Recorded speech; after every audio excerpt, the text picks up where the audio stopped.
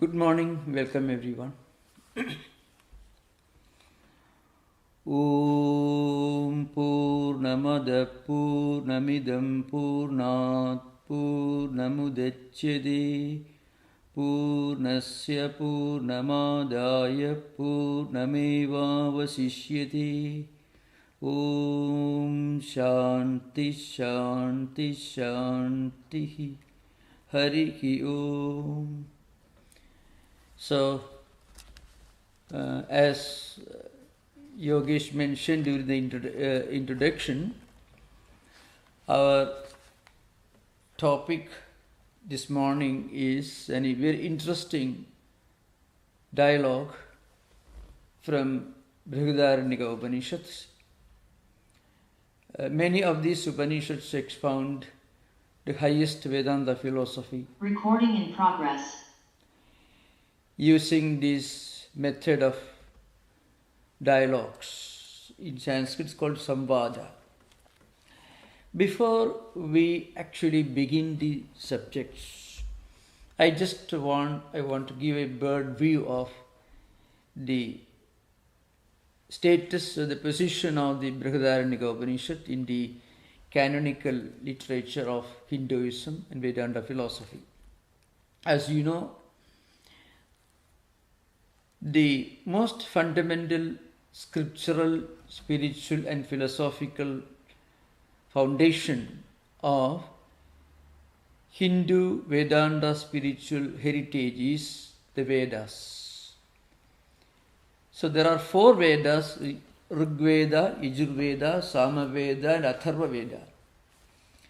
Each of these Vedas has its own Acharya, who were the disciples of Vyasa, who first edited the Veda into 4 sections called Rigveda, Yajurveda, Samaveda and Atharva Veda.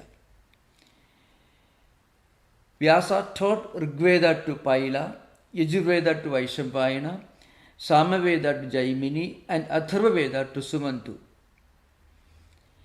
After these 4 Vedas, the most important canonical classification is the Vedangas, the limbs of the Vedic literature. Siksha, Kalpam, Vyagaranam, Niruktam, Chandasa, Jyotisham. Mean pronunciation, the science of pronunciation, like Paniniya Siksha, Pradishakhyas, and there are quite a few books on this subject. Then Kalpas, which describe different types of Vedic rituals. And then Vyakarana, the Sanskrit grammar. Panini is the great teacher. Nirukta, it's in a way the first attempt to give a clear, well-defined meaning to the fundamental words used in Vedic literature. Not very extensive, it's only very brief. Yaska Niruktam it is called. Yaska is the author. Then Chandasa is a prosody. Vaidika Chandas, different meters used in Vedic literature, Gayatri, Ushnik, Anushtup, etc. Then Vedic astrology called Jyotisham. Aditya, Garga, a number of sages are associated with this 6th part of the Vedangas. Then we have 4 Upangas: Puranam, Nyayam, Mimamsa, Dharmashastras. There are different mythological books, Puranas, then the books on logic, Gautama is the teacher. And then Mimamsa, a very important system of Indian philosophy, which mostly deals with the rituals and the concept of performing different Vedic rites with a definite purpose. Jaimini is the author, and Dharmashastras, a number of books on Smridis, mostly constitutions, books dealing with various norms of conduct and implementing Vedic culture in social and family structures, settings. The 4th category is Upavedas, Ayurveda, Dhanurveda, Gandharva Veda and Arthashastra. Ayurveda is Indian school of medicine, Charaka, Susrudas, etc. They are the great authors. The Dhanurveda. Say there is an extensive literature on different types of martial arts in ancient Vedic literature. It's a part of the Vedic tradition, not the Vedas, not the mainstream Vedas, but it is somehow linked to Vedic heritage. Dhanurveda. Then Gandharva Veda is a Bharata Muni. It deals with the science of different arts, dance forms, folklore, etc. Then Arthashastra, different types of sciences dealing with skills, sculpture and so on. So in short, these are the 18 different branches of learning which are all linked to Vedic literature. So this is an important, very interesting aspect of Vedic literature. I am giving this background because it is very important to understand this extensive background. Now, what is the special significance of the Vedas?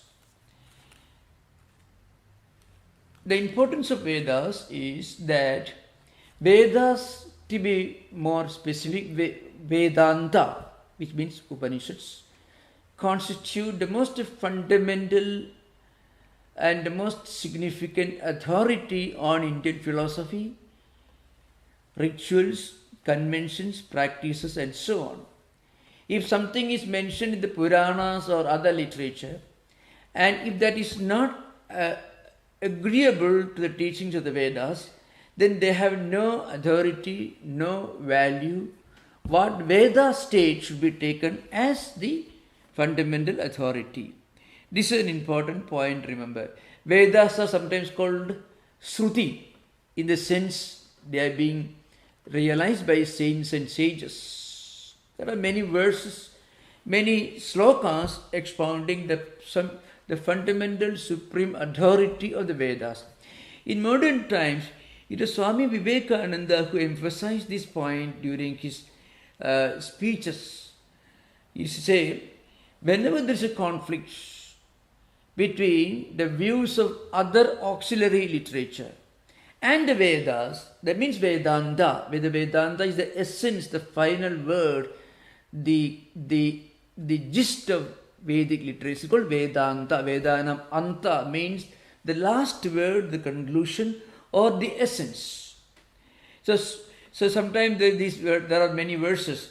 Sudhi Smriti Purananam Virodo Yatra Dusyate Tatra Sraudam Pramanam Syat Ayodvaithe Smriti Vara. It comes in Vyasa Smriti. Vyasa is the author of the Puranas and is also the one who edited, classified the Vedas and taught different sections of the Vedas, Rig Veda, Yajurveda, Samaveda and Atharva Veda to his 4 disciples.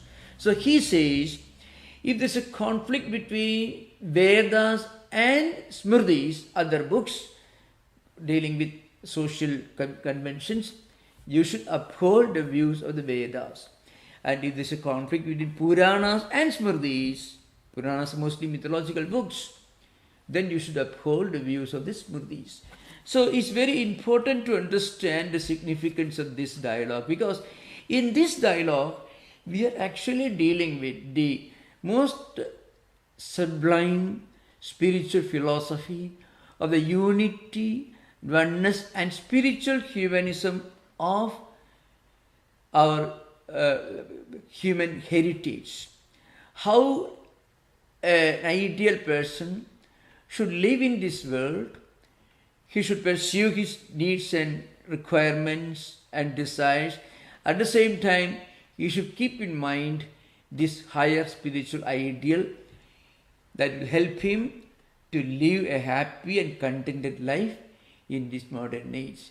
That's why these teachings are very, very important. Now, Brihadaranyaka Upanishad actually belongs to Yajurveda. Now, as you may have listened just now, Yajurveda was actually taught by Vyasa to Vaishambhayana. But Vaishambhayana had a brilliant disciple called Yajnavalkya.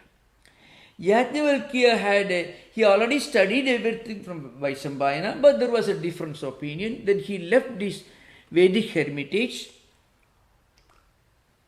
Then this Yajnavalkya, he prayed to God, he did a lot of austerities, and then he himself realized by the grace of God, by Surya Bhagavan, according to mythological stories, he realized the truths of all the Vedic teachings, and then that particular Vedic tradition that comes, that's known in the name of Yajnavalkya, is called Vajasineyi Samhita.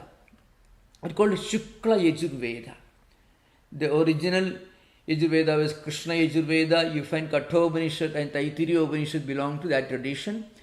But in Yajnavalkya's Shukla Yajurveda tradition, that is in the Vajasineyi Samhita tradition, you will find the Ishavasya Upanishad and also Brihadaranyaka Upanishad, which is the most important and also the largest Upanishad. There are many Upanishads.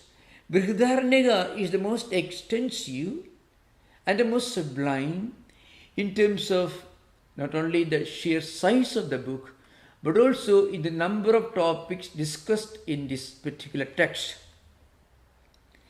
Those of you who are interested in the impact of these Upanishads on Western culture and tradition, if you read the works of Schopenhauer, Paul Deussen, Max Muller, Claude Brenton, or any of these great thinkers, Western thinkers of 19th century and later 20th century like Paul Brenton, you find they were overwhelmed by the rational, spiritual, the holistic, the universal teachings of these Upanishads, especially the Brihadaranyaka Upanishad and Chandogya Upanishad, which are very, very, very important.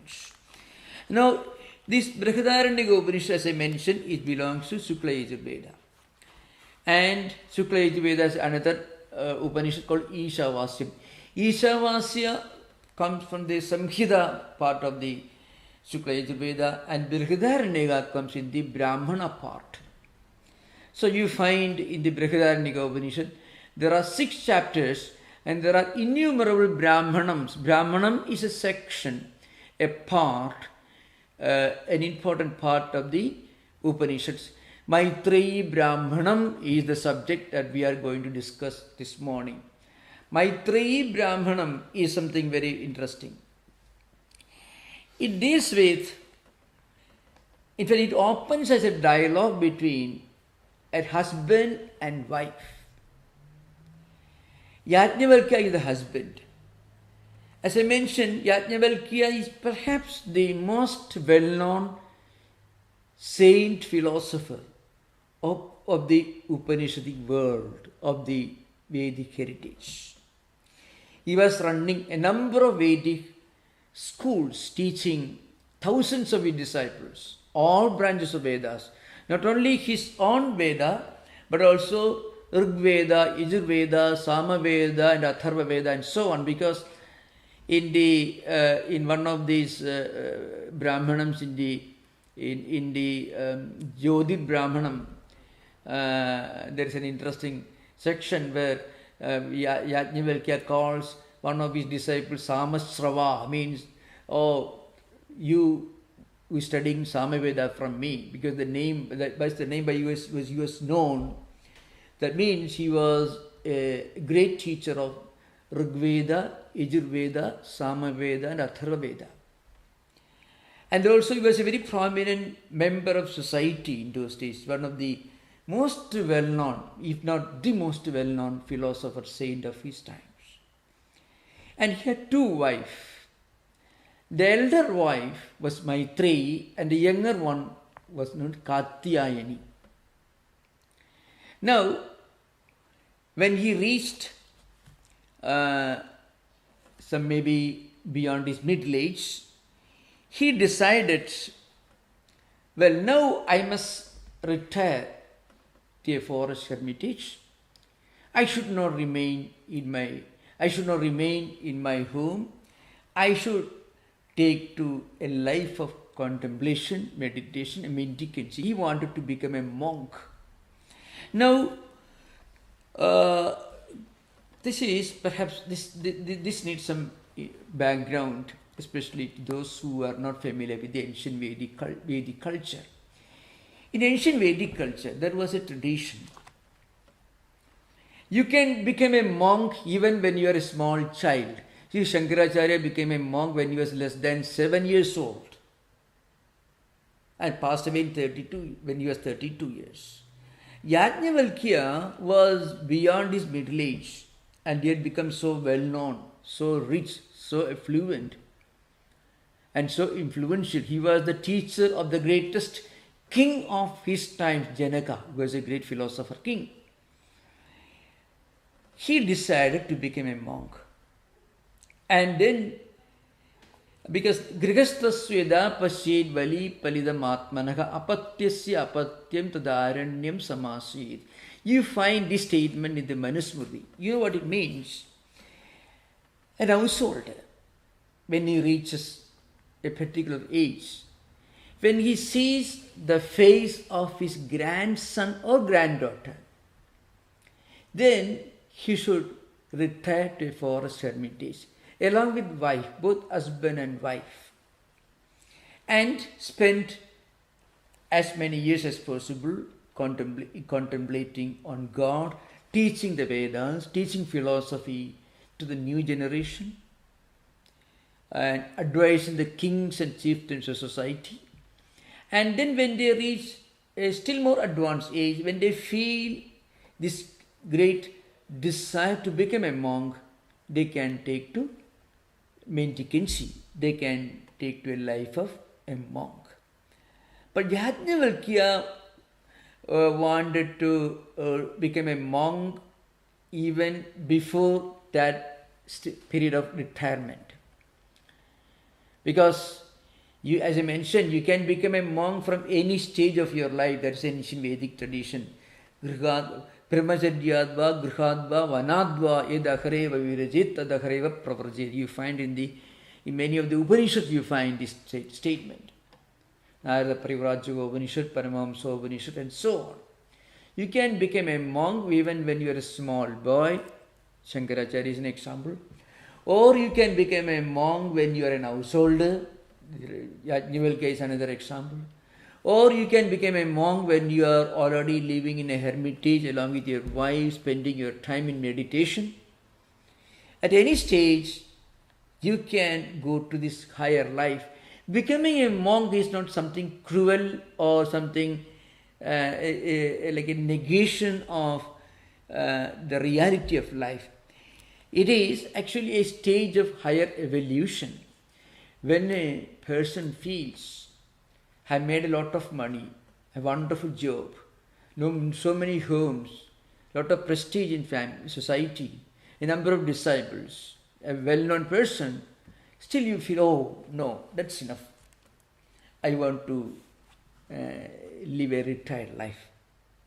There is something great and grand, something beautiful, something charming, something sublime about it. So, that comes out of the conviction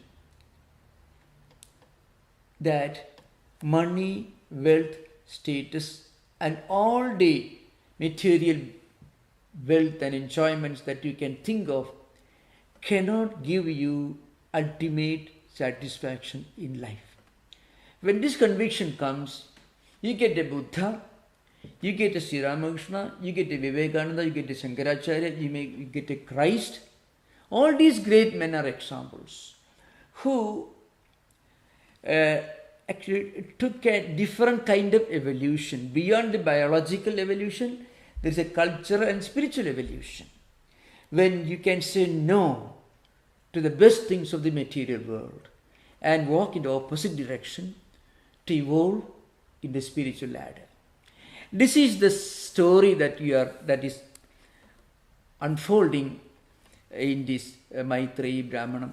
So those of you who have the text with you, you can look at the Brihadaranyaka Upanishad, the second chapter, the fourth Brahmana that deals with Maitreyi Brahmanam. So there are two places in the Brihadaranyaka Upanishad where this same dialogue takes place. There's something very interesting. The Maitreyi Brahmanam, the dialogue between Yajnavalkya and Maitreyi, is found in the second chapter, 4th Brahmanam, and also in the 4th chapter, 5th Brahmanam. So almost the same, except there are a few more additional words in the later one. So you find a verbatim repetition of the same Brahmanam. In the second chapter, 4th Brahmanam is Maitreyi Brahmanam. The 4th chapter, 5th Brahmanam is also Maitreyi Brahmanam. Now Shankaracharya, who wrote extensive commentaries on this, he says there's a reason why the same text is repeated twice. The reason is, the first one is upakrama, called pratiknya. I mean, that's the beginning of higher philosophy. And then the 5th Brahmana of the 4th chapter, that is the upasamhara, means the conclusion. Suppose you open your conversation with one topic. Suppose you are giving a lecture, or you are writing a book, or writing an essay.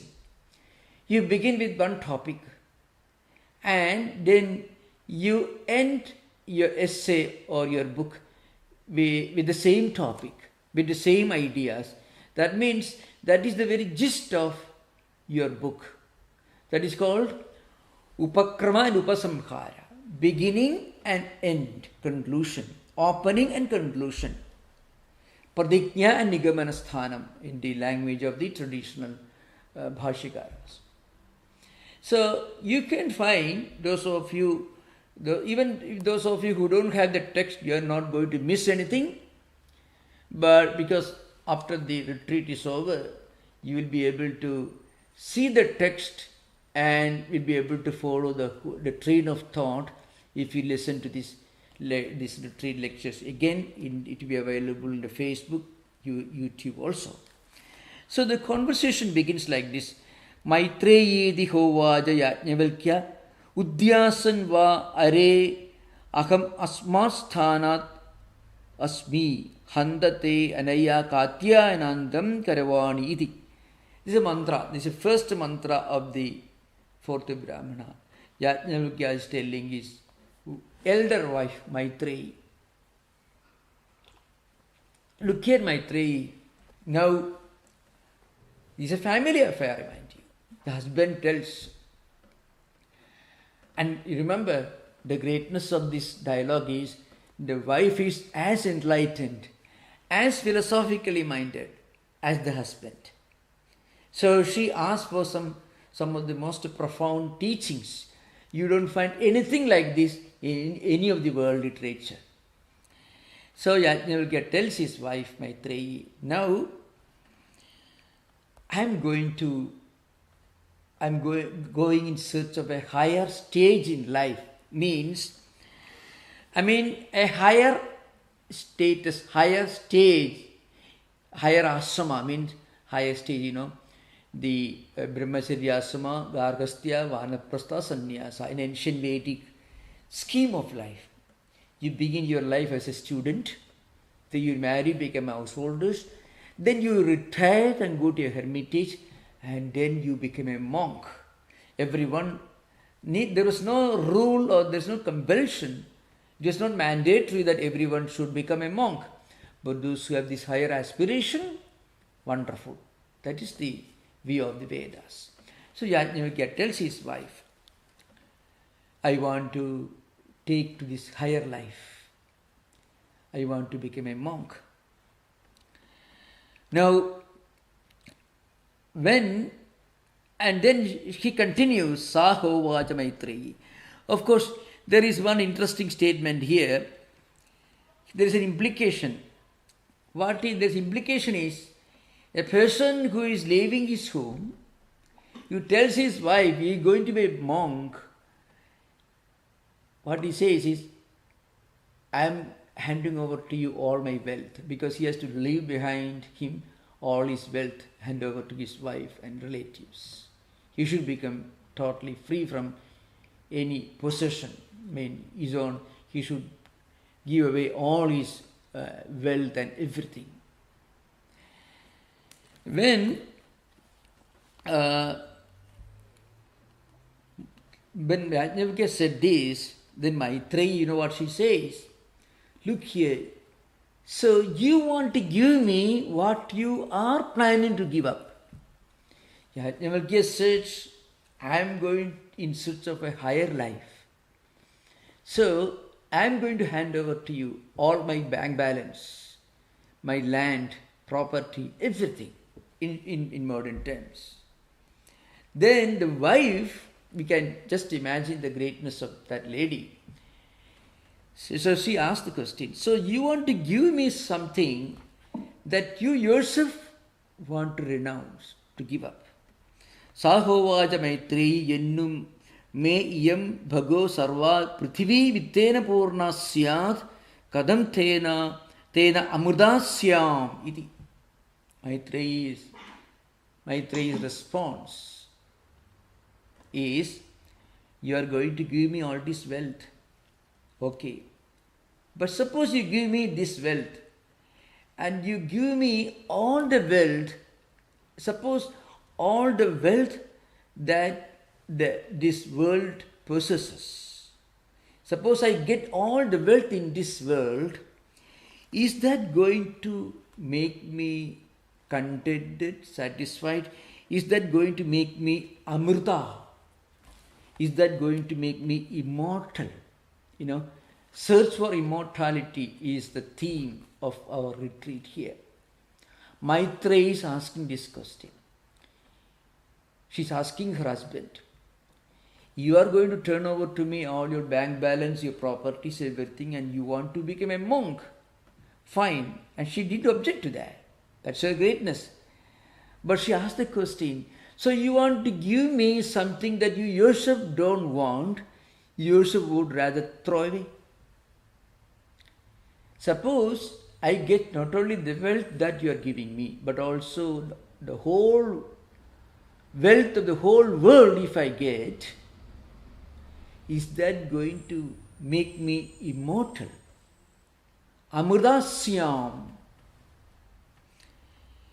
Sarva prithvi vittena purna syat katham tena amurdasyam. Suppose all the wealth in this world, on this earth, comes to me, is that going to give me immortality? That's Maitreyi's question. That is actually the beginning of this Upanishad. This question, if we get everything that we call wonderful, wealth, status, job, all, is that going to give us something more than what this world can give us? Yajnavalkya replied, no, you are not going to become immortal. What is the meaning of immortality? That should be explained here. Now, in Vedantic language, mrita means a person who is bound to die or who is dead. That's the meaning of mrita, strilinga, or mrtaha, pullinga. Saha mrtaha.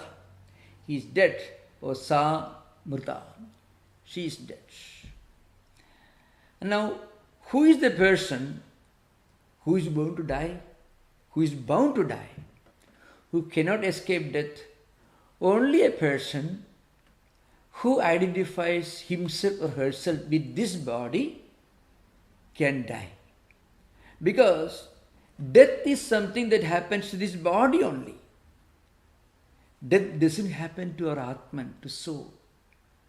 So, if a person thinks, when I am born, the I am born. When I am sick, I am sick. When I die, I die. I there means the physical body. So, if a person thinks that he is only the physical body, nothing else, that person will die. Mrda. But if a person thinks that he or she is Atman, the self or soul that goes beyond the empirical things, that goes beyond the sensory perception, that is eternal, that is deathless, because that is birthless. It is Aja, Avyaya and Amrita. It is unborn, it doesn't have any change, and it is deathless. So, when Maitreyi asked this question, how am I going to become Amrita? How am I going to become deathless? She is not asking for some exotic medical treatment, some modern application to make you live for thousands and thousands of years. In fact, that will be a big burden actually. Any person who is going to live for more than 120, 130 years, every additional extension of his lifetime will be a terrible problem for him and also for others. So that is not what she is asking for. She is actually asking for this Atma Jnanam. And that's what we are going to find out in course of time. She is asking for that knowledge that gives her that realization that she is Atman, not this physical body. Yajnavalkya replied, Nedi hovaja Yajnavalkya. Yajnavalkya said, no. Money is going to give. Money, wealth and status, all these things are not going to make you immortal.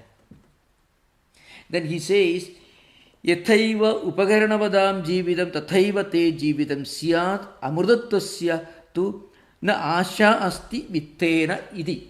It's a very famous statement in the Brihadaranyaka Upanishad. Amrudattasya tu na asha asti vittena. By money, by wealth, you cannot become immortal. Then what is the use of wealth? Yatha upagaranavadam. See, wealth has its own value. You can do wonderful things. In those days, in the context of Vedic culture,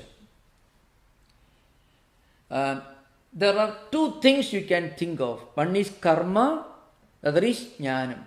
Karma kanda, that is Purvamimamsa, and jnana kanda, Upanishad, Vedanta philosophy. If you have got a lot of wealth, then that wealth all days will become very helpful for performing elaborate Vedic rituals. And when you perform these rituals, in ancient times, according to Vedic tradition, you can become very prominent in society, you can go to heaven, and after some time you have to come back again to this world and be born again. So, in other words, nobody is going to escape death at the physical level. But it is possible for one to become deathless by realizing our own deathless dimension. And what is that deathless dimension? We are Atman, which never dies, and it is Amrita, which is immortal. That spiritual realization will make us understand that actually I cannot die because I am the Atman. So, those of you who have read the Gita sloka, Jadasya dhruvo mrityu dhruvam janma mridasya cha tasmat abarigari arthe nattum sojitum arhasi. You can find in the Bhagavad Gita, maybe in the second chapter, Lord Krishna makes a statement to Arjuna. Jadasya dhruvo mrityu. A person who is born, for him death is certain, unavoidable. Dhruvam janma mridasya cha. Mridasya janma dhruvam. Those who are dead, rebirth is certain. Therefore, you don't have to worry. That is Krishna's advice. So, what's the meaning of this? That's why Yajnavalkya is going to tell you that mrityu or death is only for a person who identifies himself with his physical body. Every child knows that the physical body is not going to last long. More maybe 100 years, 120 years, maybe they say modern medical science advances further, you may be able to live maybe 200 years, with maybe 100 years, we may be able to extend our lifespan, maybe up to 150 years perhaps, but still not beyond that. So, the one who is born is going to die. And what is born? Only body is born. So, who is going to die? Only body is going to die. So, for body, birth is there, death is there. But for Atman, there is no birth, no death. It is the eternal, immortal dimension of our true self.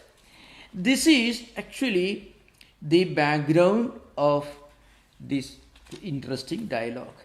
Now, after this, of course, Maitreyi continues this question. Sahovaja Maitreyi yenana murdasyam kimaham tena guryam. Then Maitreyi actually asked Yajnavalkya, Bhagavan Veda tadeva me bruhi. She asked her husband, Yajnavalkya, please teach me that knowledge, that supreme knowledge, which is going to make me immortal, which gives me immortality.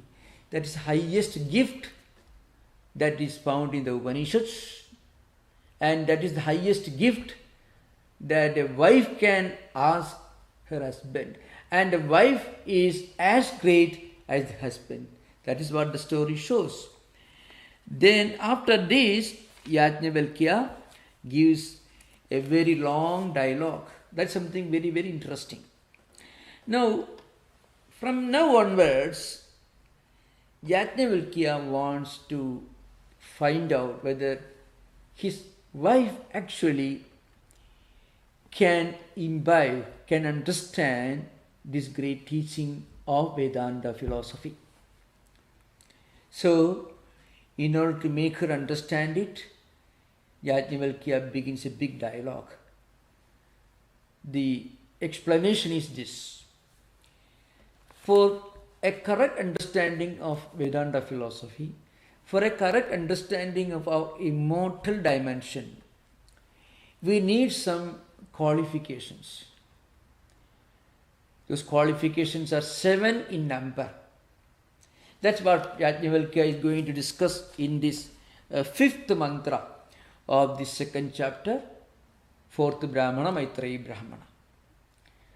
Those 7 qualifications are this. One is, in Sanskrit I shall utter, then later I shall explain in English. Nitya anitya vastu viveka, ihamutra bhalabhoga viraga, shamadhu shatka sambatti mumukshuttam, sravanam mananam nididhyasanam. These are the 7 disciplines that every person should try to develop. Now, one should not get away with the impression that what is the use of all this in this 21st century? We are not going to a forest and we are not going to become monks. We are not going to give up our bank balance. Or we are not going to resign our job and go to a forest, and we are not going to become monks. So what's the use of all this?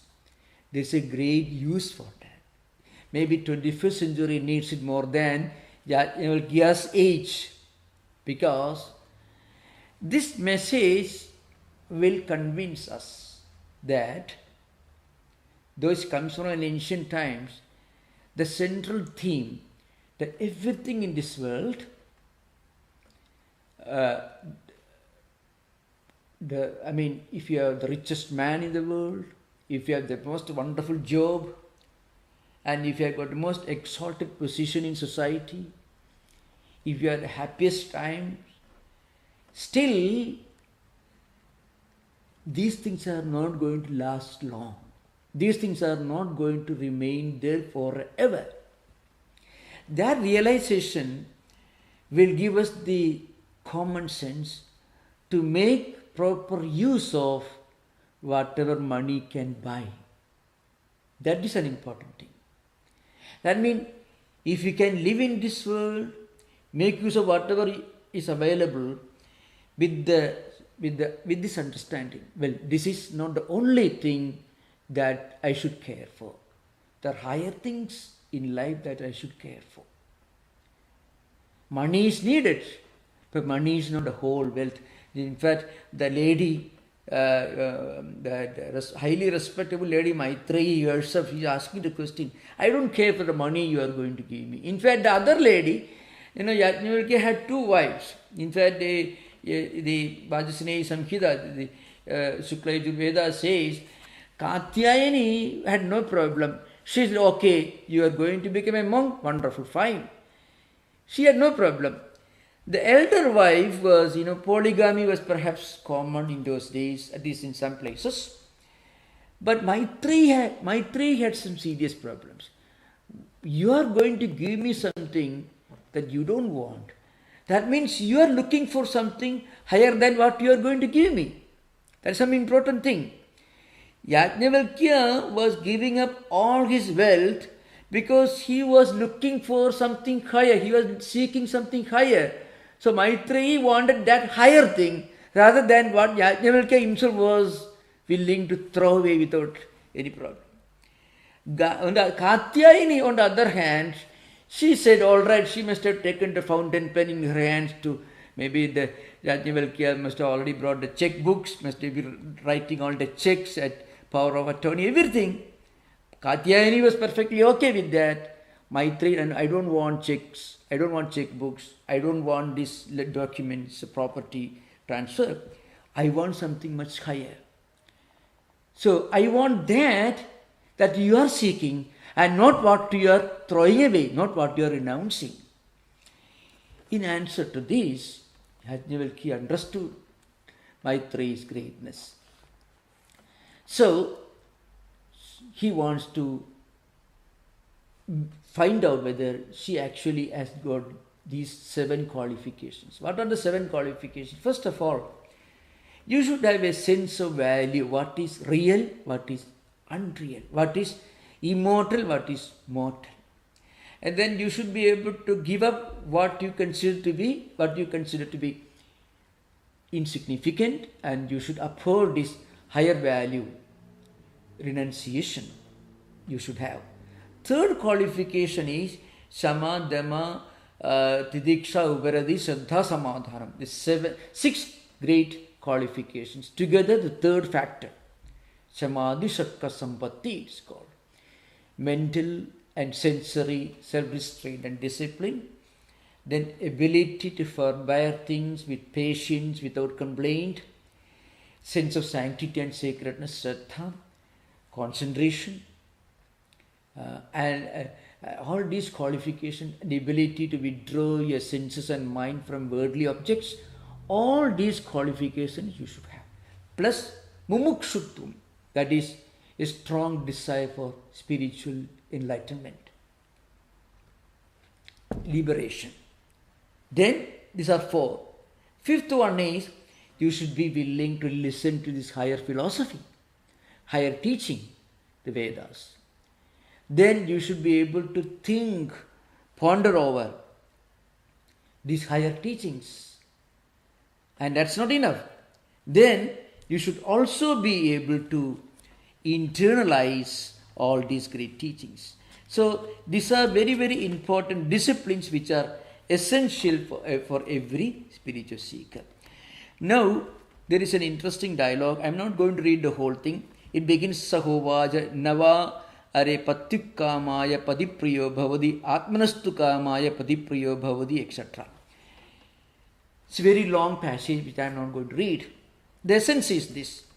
Yajnavalkya tells Maitreyi, yes, look here. It is not for the good of husband that a husband is dear to a wife, but for the good of the self. It is not for the good of wife that a wife is dear, but for the good of the self. Like that begins. I shall explain this. Take the example, a mother feeding her child. Let us say, a mother is feeding her child with great affection and love. Yajnavalkya tells you that it is actually for mother's sake that she is doing that. You know the reason? When the mother feeds her child, when she loves her baby, her child, that love gives her a tremendous contentment and satisfaction. Because the act of looking after her child gives the mother a great joy, a great contentment. So, for what purpose is she feeding her child? For her own purpose. It is not selfishness that is indicated here. Now, why does she want to enjoy that pleasure of feeding her child? There is no reason. Why should a person love himself or herself? There is no reason. We may have love for money because the money serves a purpose. A person may have love for another person because that could serve a purpose. But a person loves himself, himself or his own self for no reason. Because every person has this inherent, this inexplicable, this integral love for himself or herself. That is the most sublime love. So, you may, people, it's not easy to understand this, I shall try to explain. See, according to Bhashikara, I will tell you,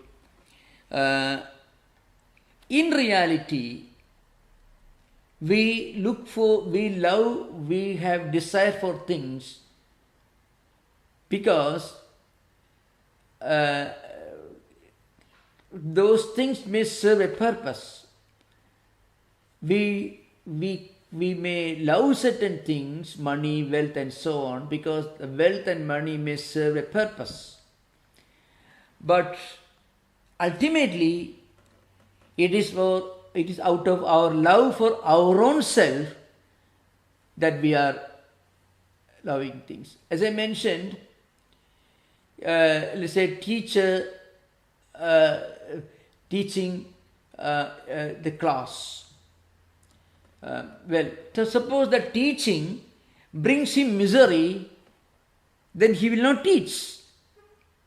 Teaching in a class for an ideal teacher gives him a tremendous sense of contentment and satisfaction. Because of that inner satisfaction, he feels encouraged to teach. So also a mother, this is a most wonderful example. It is irrefutable. This example you can never refute, we can not deny.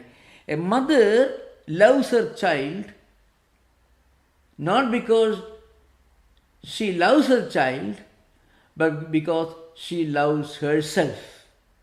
This may be difficult to understand. I can explain. Because feeding her own child gives her a tremendous contentment, a tremendous satisfaction. In order to get that satisfaction, she looks after her child.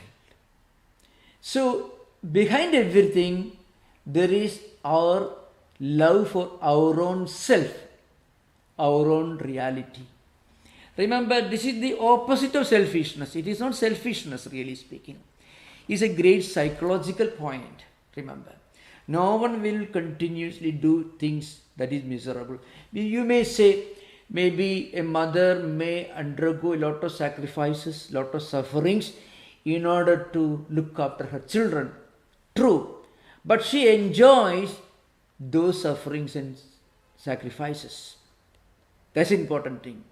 She actually makes those sacrifices with a sense of enjoyment, with a sense of inner bliss. On the other hand, if she doesn't do enough to look after her children, then that will make her miserable. So in order to avoid that, she may make tremendous sacrifices to look after her own children. So ultimately, this self is the dearest and inner core of our entity. Now that self should be realized. You should meditate on the self. You should realize the self. That is the only reality that is permanent. Now that's why, of course, there is an important mantra in the first chapter, fourth Brahmana. Tadedat preya putrad preyo vittad preyo anyasma sarvasma andardaram yadayam atma. The meaning is this. This Atma is dearer than the sun, dearer than money, dearer than everything else. Because everything depends upon this self. It is a great spiritual and psychological secret that may be difficult for us to understand. In fact, it is based on another important mantra which comes earlier, Atma ityeva upasida. Atra hi ede sarva ekam bhavanti. So, meditate on the Atman, because everything is unified in the Atman. There is a mantra in the first chapter. So actually, the Atma should be realized. When we realize this Atma, what happens, we are going to find out. Then we will be able to look upon the whole humanity, the whole creation as one spiritual entity. The universal spiritual attitude is based on the fact this Atman, which is my own self, is the Atman that is in everyone, that is present in everyone, that is present in everything. So when a person realizes this, on the one hand, he will realize, well, I am not this body, I am the Atman. And that Atman is not going to die. That Atman will never become mrida. So when I realize this, Yajnavalkya tells Maitreyi, she can become amrita, she can become deathless. So how do we become deathless? How do we become immortal? When we realize our own immortal dimension. So long as we think we are the physical body, we cannot think of an immortal dimension to our personality. The moment we realize that behind and beyond this changing, this mortal physical frame, this is an immortal, unchanging, eternal reality, and that's our true self, that is the Atman, then we become immortal. So Yajnavalkya gives this example from his family context. That's an interesting thing. You know, Yajnavalkya begins in his own family structure. So he says, look here, Maitreyi Gargi. And he gives the example. Every person has love and admiration for others, because that love and admiration for others gives him, or give that person, a great sense of joy. The expression of the love and admiration for others makes him happy and contented. That he makes his self happy and contented. So everything is around the self, this Atman. So once we realize this eternal spiritual dimension, that is our Atman, then we will become eternal.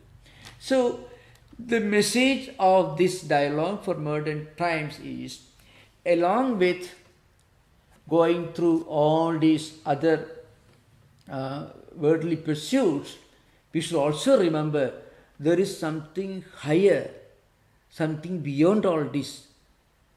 We may not be able to realize it immediately, but the conviction, the realization that there is something higher to seek, to go for to look for, that realization will make us a little level-headed in pursuing this everyday complex life in modern times. That's a real message of this dialogue. Now we can have interaction, and depending upon interaction, I will continue this session tomorrow as well. Tomorrow again at 10 o'clock we will have the lecture. Now we can have interaction for half an hour. You are most welcome to ask any question. I know for beginners this may be a bit perplexing, but you are most welcome to ask any question. Most welcome. Thank you. Namaskar. Go ahead, Mahavir, unmute yourself and ask. Yeah, please. Pranam Maharaj, this is Mahavir Kitawat from Detroit, Michigan. Yeah, most welcome. Namaskar. So, Maharaj, my question was about you did explain quite a bit about the Samhitas and Brahmanas. So, first of all, you talked about the 4 Vedas, Rig Veda, Yajurveda, Samveda and Atharvaveda. Yeah. So, each of these Vedas are divided into the 2 sections, Samhitas and Brahmanas. So, Samhitas contain the hymns, and the Brahmanas, the explanation for those hymns and where and when to use it and how to use it, about that. But what about the Aranyakas? Yeah. Aranyakas, is it the third part in each of these Vedas, or Aranyakas is also a part of the Samhitas and Brahmanas? Yeah. Okay. So thank you this question. Now, as I mentioned, each of these 4 Vedas, Rig Veda, Yajurveda, Samaveda and Atharvaveda, can be broadly divided into 2 main streams. One is Karma Kanda, the other is Jnana Kanda. Jnana Kanda means only the Upanishads. Karma Kanda is related to Samhita, Aranyaka and also Brahmana, all the 3. Samhita contains hymns, mantras, for example, Indra Mitram Varunam Aknira Hado Divyasa Suparno Garutman, Agnimile Purohitam. The beginning of Samhita, Rigveda Samhita itself is Agnim Ile. We are praising God Agni. This is how it begins. So, Samhita portion, as you know, remember very well. Now, the next one is Brahmana. Brahmana portion contains some important descriptions of the performance of rituals, mantras which are to be uttered while performing yajnas and yagas, in which you have to chant these Samhita mantras. Samhita mantras are chanted when you put havis in the ahuti, and there are 14 types of yajnas and yagas. Some of them are still surviving in India, some of them not. Sapta Havir Yajnaha, Sapta Soma Yajnaha. 7 yajnas in which Havis is offered to the fire, and 7 yajnas in which Soma juice has to be offered to the fire. Now, just Soma Yaga, Agnishtoma, Aptoyama, Agnyadhana, Vajapeya, Agnihotra, and so on. I'm not going to those details. Now, the point is, when you perform these rituals, you have the 4 priests representing each of the 4 Vedas should utter Samhita mantras and should offer havis in the fire, in the Agni. What all mantras to be uttered, how to perform that, are all described in the Brahmanas. Aranyakas contain many mantras which are highly philosophical, like the Upanishads, but some mantras are also part of the Aranyaka, which praise the Indra, Mitra, Varuna, Agni and so on. So, that is Samhita, Aranyaka, Brahmana. Upanishads are mostly deal with philosophical discussions. But you should remember, Chandogya Upanishad begins with elaborate yajna, in which a horse sacrifice is described. Ashwamedha describes Chandogya Upanishad. Brihadaranyaka also contains many descriptions of the Vedic rituals. But the central theme of the Upanishads is Vedanta philosophy. So again, once more I am repeating, Samhita mantras contain hymns, what you call stutis in Sanskrit or Hindi, you call it, for praising different devas. For example, Pashyema Sharadasadam, Jivema Sharadasadam, etc. Let me be able to live for 100 years with full my hearing, my sense of hearing healthy and strong. Let I live for 100 years. Pashyema Sharadasadam, my eyes being able to see clearly for 100 years, and so on. So all these mantras are in this Samhita portion.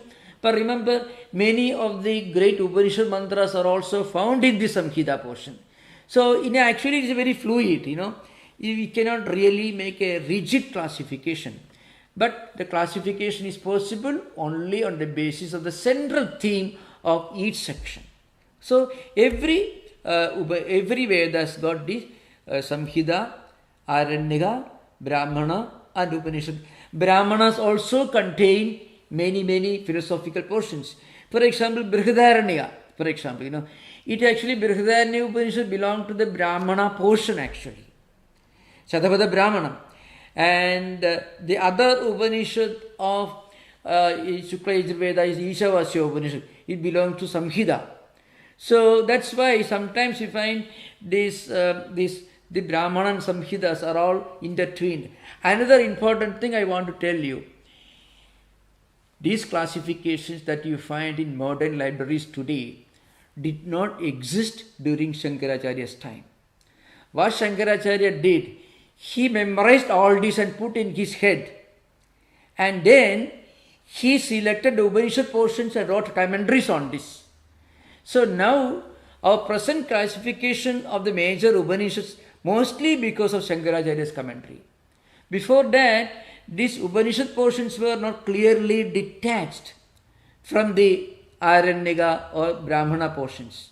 So actually you cannot make a clear dividing line of demarcation between Brahmana and Upanishad. That's what I am to say. The classification is mostly due to Shankaracharya's work. Before that, we don't have any manuscripts, surviving manuscript belonging to pre-Shankarite times, where Samhita is clearly distinguished from Brahmanas or Aranyakas. No. They used to memorize everything and put in their head. That's what they wrote. Okay? Sure. So Maharaj, just a last question. You said that out of 108 Upanishads that are available today, the 11, starting from Ishavasya Upanishad to Brihadaranyaka, the 11 Upanishads are the ones that Adi Shankaracharya is selected for commenting. Yes, because he commented, they are known as the major Upanishad, remaining minor. Yeah. Shvedasudara Upanishad is one of the 11 Upanishads you mentioned, but Shvedasudara Upanishad Bhashya is not written by the Adi Shankaracharya. That is the general belief. Isa Kena Kata Prasna Munda Manduke Taittiriya Aitiriya Chandogya Brihadaranyaka. These are the 10 Upanishads that Shankaracharya commented. And 11th one is Shvedasudara. But there are disputes among scholars whether it was actually written by Adi Shankaracharya or not, or somebody who may have come in the lineage of Shankaracharya. We do not know. Now, these are the major Upanishads, 11 major Upanishads. 36 Upanishads are mentioned in some of the, like Kaushidagi mantras. 36 Upanishads are mentioned. You mentioned 180 Upanishads, actually 108 and 180. And actually, 180 Upanishads are supposed to be available. But again, certain Upanishads may be later creations, so we do not know. So, what we can be sure is the 36 Upanishads. The list of 36 Upanishads can be found in the Muktigo Upanishad, which includes the Upanishads, which Shankaracharya commented, and other Upanishads. The other Upanishads could be, some of them at least could be of later origin. Okay? Thank you so much, Maharaj. Thank you. Namaskar. Mark, you can unmute yourself and ask a question.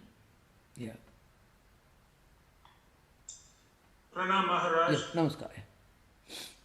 You spoke this morning about the value of becoming a monk or a renunciate. My question is it necessary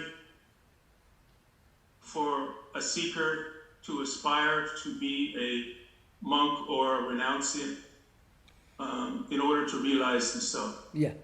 In fact, Shankaracharya in his commentaries on the Gita, Bhagavad Gita and elsewhere, he gives, in some places, he gives the definition of sannyasa, kamyanam karmananyasam, sannyasam kavayo viduhu. So, sannyasa means giving up all actions done with the desire. That is the real meaning of sannyasa. There is a sloka in the Gita, and Bhashyakara says, but in those days, the institution of sannyasa prevailed in ancient Vedic society. So, the formal ceremony of taking to sannyasa, giving up householders, busy householders' life after a particular stage and going to a life of mendicancy must have been prevalent in those days, including Shankaracharya's times. That's why Shankara's views are mentioned in these Upanishads. Of course, the Upanishad mantras that we quoted, it may be 7,000 years old. At least maybe 4,000 years older than Shankaracharya. So, in modern times, great teachers like Vivekananda, who expounded Shankaracharya's philosophy to suit our own times, Swamiji says that sannyasa is a stage of spiritual evolution. But remember, let's suppose, say Paul Brenton, he was living in New York apartment. A well-established British journalist who was living in New York. He heard about Ramana Maharshi, he heard about Sri Ramakrishna, he heard about... In fact, he went and met M. Mahendranath Gupta, who is the chronicler of the Gospel of Sri Ramakrishna. And he went to India and wanted to meet Ramana Maharshi, and he met many other great spiritual teachers of those times. Suppose he had decided to live in his apartment in New York. No, I shall stay here and I shall take to meditation. It will not be possible for him because he wanted a change of environment. So, why this forest is mentioned in many of the old scriptures. Forest was a place where people used to retire to. In the broader sense, Vijanam is the word. Vijanam is the name of forest, means a place, Vigata Janam, where there is nobody else. If you can experience extreme, intense solitude in your own apartment and bring a sense of sanctity and sacredness into everything you do, then actually our own home can become an ashrama, a spiritual hermitage, no doubt. So there is no doubt about it. So what it means is, in those days, this convention must have prevailed. So that's how we must read these Upanishad mantras.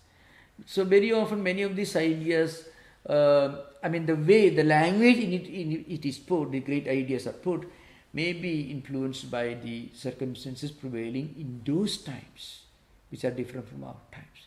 Give the example of Paul Brenton. He wanted to be somewhere else. And then after he returned from India, he was a different person. He could have certainly become a different person without moving away from his New York apartment. But perhaps physically, it would have been difficult for him. So that's like that, sannyasa also like that. So the institution of sannyasa and the ideal of sannyasa became intertwined only due to historical reasons and psychological reasons. That's the idea behind it. Thank you, Maharaj. Yeah. Maharaj, this is Ramesh. Yeah. I have a question.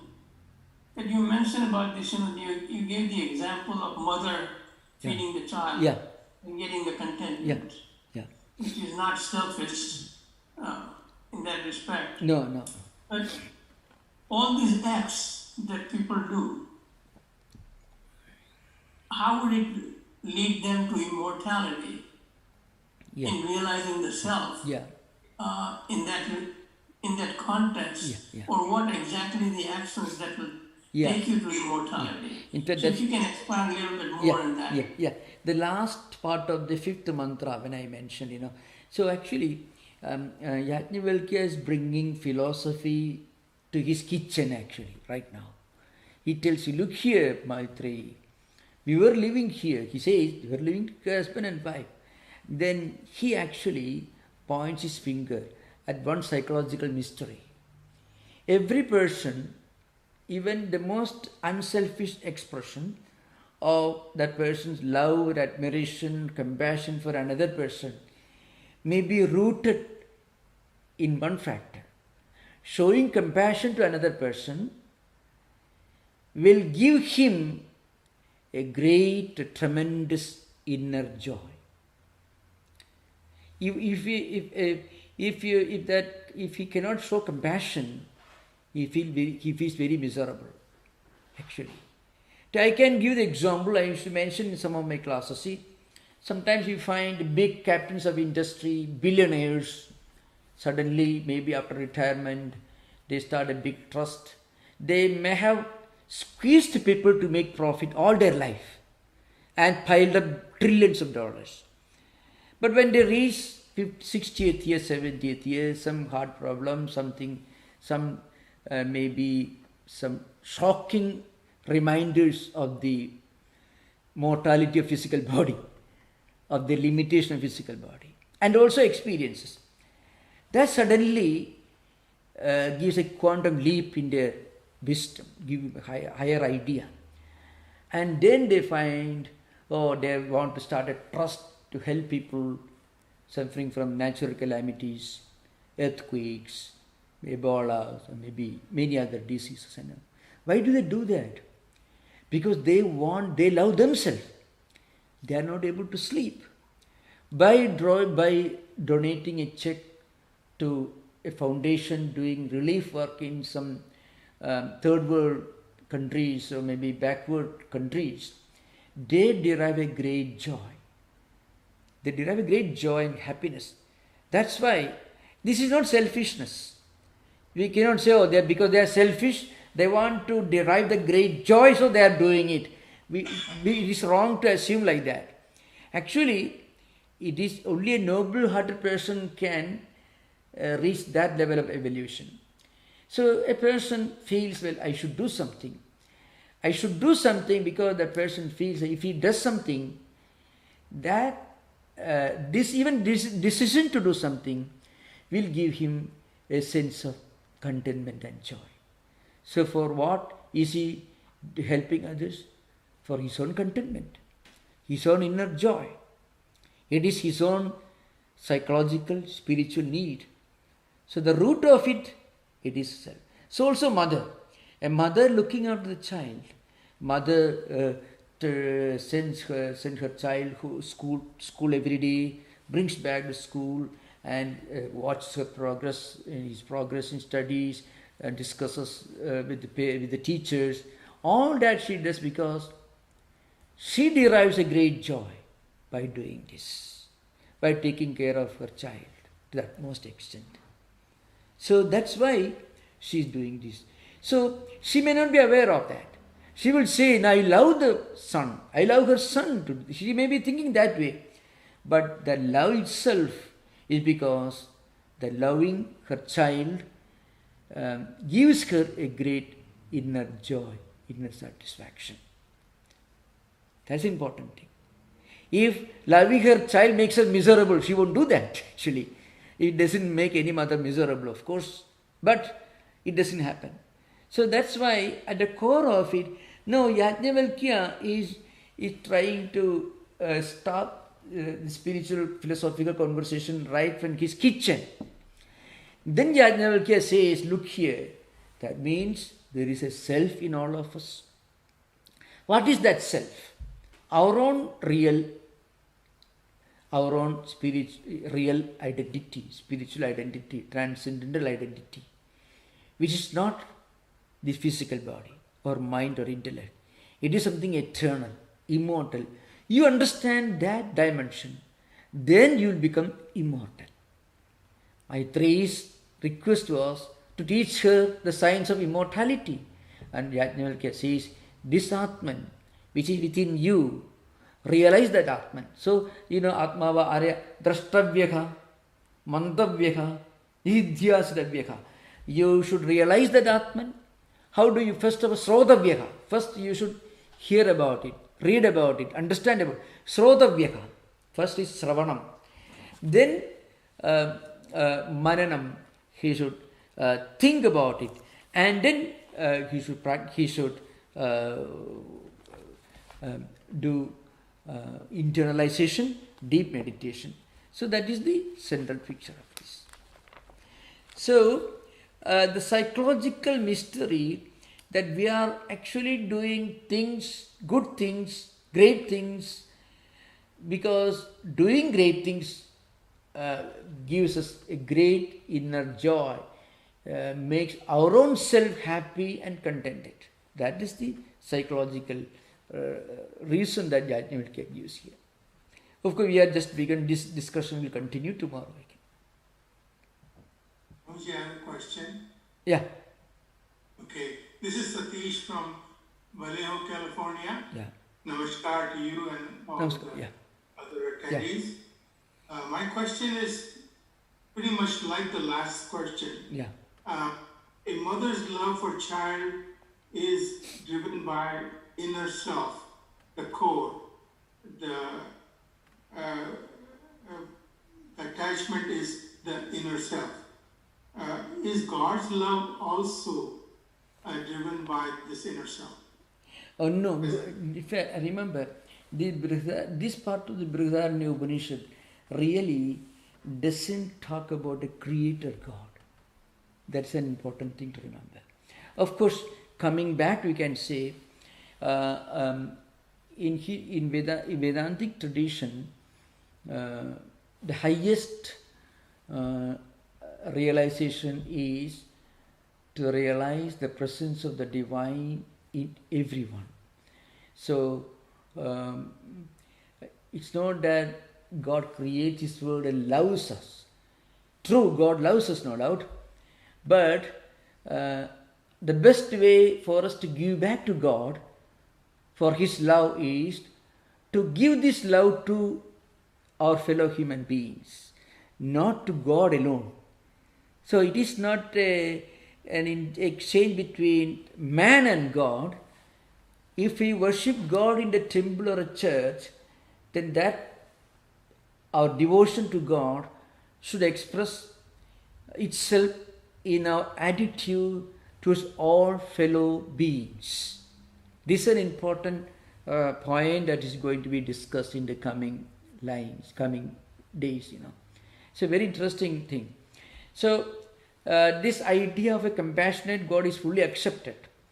But going a step beyond, the Upanishad will tell you, the highest idea of spirituality is to feel the presence of the same divine everywhere and show our compassion and our love for everyone. So it is not that God loves man and man gives back this love. There is always a problem. I need not worry about my fellow human beings. God has loved me, so I shall give back my love to Him. There, spirituality almost becomes a trade. We can afford to be cruel to our fellow human beings and worship our God, whom we expect is loving me. Instead of that, if God loves me, then I have an obligation to share that love with our fellow human beings. This is an important point. So you can see a kind of universal approach in the idea of God in the coming days you can find. The Sarvatma Bhava, that universal spirituality, that is a central theme that is going to be discussed in the coming days. Swamiji, there is a question from YouTube that I wanted to ask. Yeah. The question is from Ronan Gopal, and he says, how can we always be peaceful? How can we always be peaceful? Yeah, in fact, Maitreyi actually, in Yajnavalkya's discussion, it comes to that, So, along with doing our duty, looking after everything, living the mundane life, still remembering, well, there is something higher than this. Then, if there is a problem at the empirical level, worldly level, the problem will not be a shocking experience to us. That's an important thing. There will be problems, but we always will remember that we cannot expect perfection from an empirical world which is essentially imperfect. So, this higher dimension of our personality, of our own individuality, that we are the Atman, that will give us a kind of peace. We will be able to dismiss everything else as part of the play that is going on. Not expecting perfection from a world or in a world which is essentially imperfect. It's only relative in that sense. That's the idea. It can help us, save us from shock. That's all. Thank you, Swami. Yeah. So, Gata, you can go next. Please unmute yourself. Yeah. Swamiji, Yeah. I have a question. Yeah. So, the comparison between Yajnavalkya and Maitreyi and Ramakrishna and Saradama. Can you give us a little bit? Actually, no, we cannot really give a comparison, because Yajnavalkya was a great philosopher, a great sage, but he had not displayed any divine qualities right from his birth as Sri Ramakrishna did. If you read Sri Ramakrishna's life, what you find in Sri Ramakrishna is all well documented. It was like a pre-stage drama. He came to play a role for the good of humanity. Yajnavalkya, on the other hand, Yajnavalkya's dialogue actually points his finger to some of the psychological and spiritual realities that we frequently forget. Though we may know for some time, but we are not able to remember. For example, this simple fact, a psychological fact. You look after your children because looking after your children gives you a great joy. It doesn't mean that, it is for your own satisfaction you are looking after me, so you are a selfish person. It's not that. The self there is the higher self. That's why the universal self. The self that is present in everyone, in everything. That the example is given, it says like Saindhava Kilya is the word used. It means a salt piece, a piece of salt and the ocean. What's the difference? Practically, there is no difference. But a piece of salt that you have kept on the table in a plate, that is different from the ocean in which you may travel in an ocean liner. But really speaking, if you put that salt in the water, it will completely disappear. It will merge in that. So you can't say that salt is not there in the water. You taste it, salt is there, but in different form. So like that, all the jivas, all the living human beings are like pieces of salt. And this Atman is the ocean. That's how a number of imageries are coming one after another. It's a very long section of the Upanishads which we may not be able to do full justice to, but we will discuss whatever is possible within 2 more days. So actually it may not be proper to compare Sri Ramakrishna and Maitreyi, and Sri Ramakrishna and Yajnavalkya and Yajnavalkya and Maitreyi and Sri Ramakrishna and Holy Mother. It may not be proper because you find an element of divinity in everything that happened in the life of Sri Ramakrishna and Holy Mother. But Yajnavalkya, you don't find there was anything divine about him. He was a great sage and philosopher.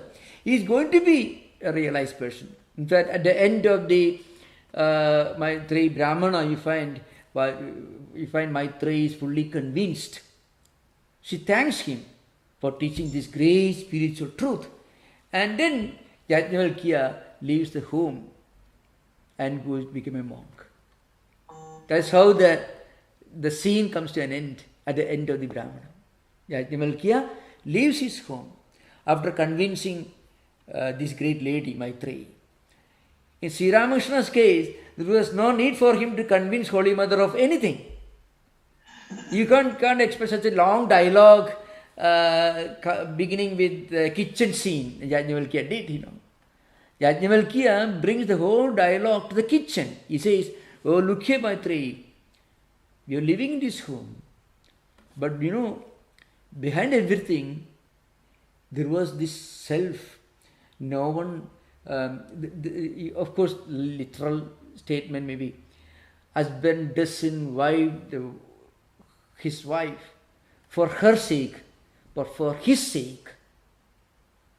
And the wife doesn't love her husband for his sake, but for her sake.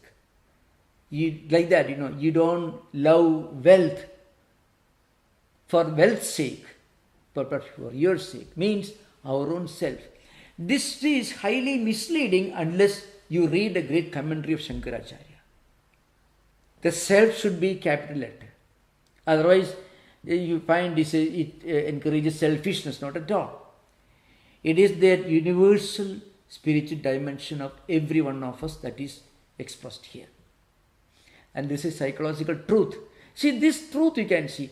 You send your child to school every day, looks after him, pays his fees, and very happy when he scores higher grade, because his scoring high grade makes you happy, actually. For that you give him teaching, additional coaching, actually. So for whose sake are you teaching him? For your sake, not for his sake. This is a fact, but this could be highly misunderstood unless you understand the deep psychological, spiritual implications behind. And actually from here, Yajnavalkya begins an interesting conversation, discussion about Atman. See, for example, so there is a discussion here. What is Atman? Yaccha apnodi yad adatte yacchati vishayanika yacchasa santato bhavo tasmat atma idi uchyate.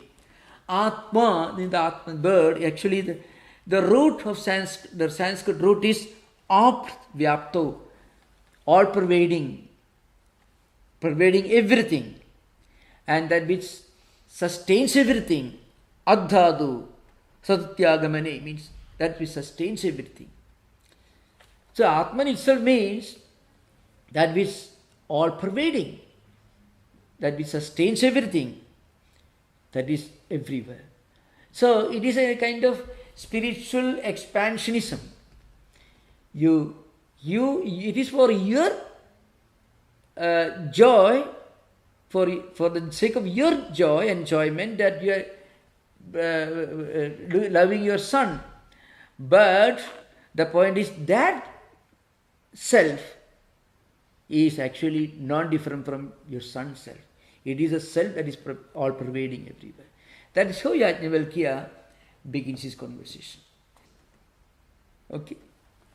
But Swamiji, one thing that Yajnavalkya, when he was saying all these things to Maitreyi, at that time, was he a realized soul? And if he had been realized at that time what he was saying, then he didn't have to leave his this home again, right?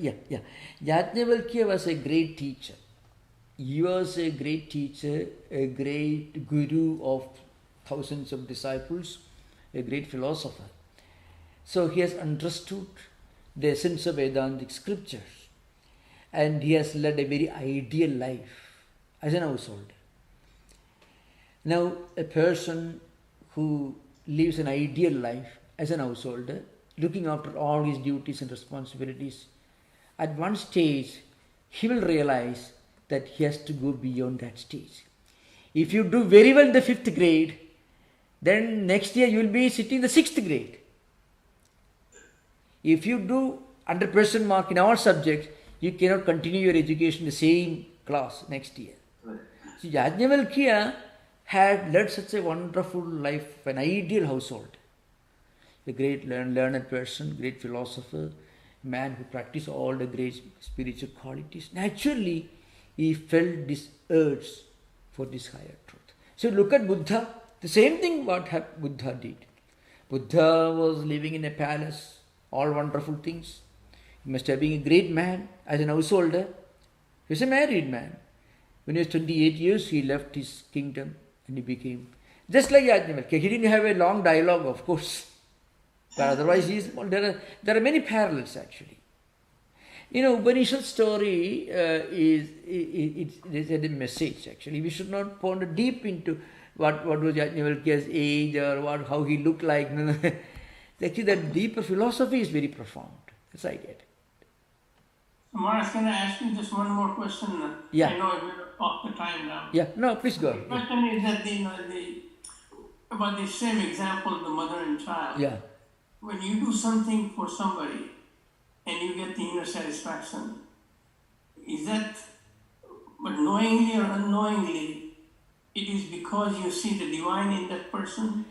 Or why does that happen, or how does it extend? So there's an element of divinity in that, because sometimes you may help a person and that person may not reciprocate all the time. Still you are not worried. There you find an element of divinity, spirituality in that. That's an important thing. You don't find spirituality in business, in normal business or commercial enterprises. But in human relations, sometimes you find you do everything for a person and that person may not reciprocate the way you expected from him. It could be even the opposite of what you expected. Still you have no complaint, you continue. In that context, and that's true for mothers, at least. That's true for all mothers. In that context, there is an element of spirituality in that. True. That's an important thing to remember. There's an element of spirituality. Divinity. Wherever there is unselfishness, wherever there is, you do something in spite of getting the opposite of what you give, still you continue. There is a deep aspect of spirituality in it. Maharaj, this is Alvina, a quick question. How do you analyze this with negative acts? Excuse me? Negative acts. How do you do something negative and how is it giving you satisfaction? There are so many examples in the world here. Yeah, that's true. In fact, that depends upon those persons, samskaras, Of course, here, when Yajnavalkya gives this example, he is normally giving the example from his own family context. He's talking to his, they were highly exalted people, Yajnavalkya and his wives. But there are people who may be negative. It depends upon our own spiritual evolution. If we feel we are spiritually well advanced, we won't be affected. But sometimes we may have to keep a distance from people from whom you may have to expect negative vibrations, negative experiences, because that can be disturbing to you. In that case, you should try to keep a distance. Should not be hostile, but should not have close contact with people whose association can disturb our minds because of the negativity inside. Thank you. Maharaj, this is Mahavir again. Would you mind so now? I will join again on Monday. Yeah. But tomorrow I am unable to join due to some unavoidable conflict, Maharaj. So will it be possible to get a Zoom recording of the program? Only for tomorrow. Yeah. Please, Yogesh, you wanted to say something? Mahavirji, it will be all of the retreat is being streamed on YouTube as well. So the recordings will be available on YouTube, right? So if you go look at our Vedanta Society of North America channel, you will find the recording there. Yeah. Thank you so much. Yeah, you find in the Facebook and also YouTube, you find these classes, okay? I'll figure it out because this particular chapter is so close and dear to my heart. Yeah. To this conversation between Yajnavalkya and Maitreyi. Yeah, okay. It's very nice, and so I would like to have the recording only for tomorrow, and Monday I will be here.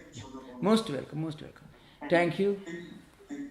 Om Shanti Shanti Shanti Harihi Om Tat Sat Sri Ramakrishna Arpanamastu. Thank you, Swamiji, for the Thank you. wonderful Thank you. exposition. Thank And you. just a reminder to everybody, we will start again at 10 a.m. tomorrow. Yeah. Thank you, Maharaj. Thank you. Thank you. Thank you. Thank you. Thank you very Thank much, you. Maharaj. Thank you. Thank you. Thank you.